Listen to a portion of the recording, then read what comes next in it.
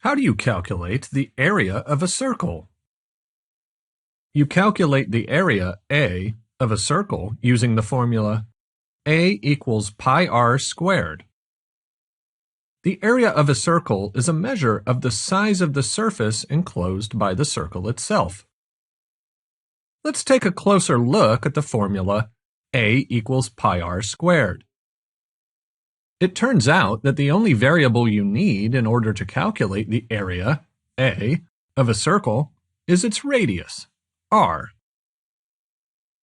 Let's see how the formula works for a circle with radius 5.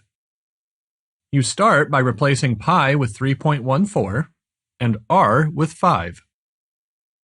3.14 times 5 squared.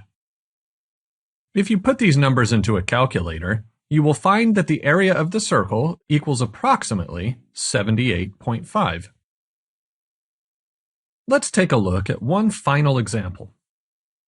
In this circle, the diameter, d, is 7. The area formula states that A equals pi r squared. So, what do you do if you only know the diameter?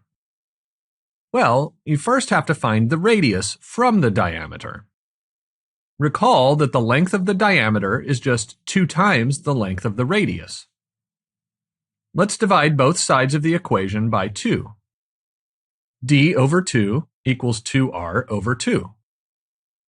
You cancel the common factor 2 on the right side of the equation, leaving you with d over 2 equals r, which switched around is r equals d over 2.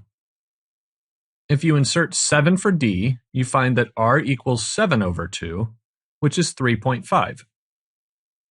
Now you can insert 3.14 for pi and 3.5 for r in the formula for the area of a circle. Putting these numbers into a calculator, you find that the area of the circle is about equal to 38.47. You calculate the area of a circle using the formula A equals pi r squared.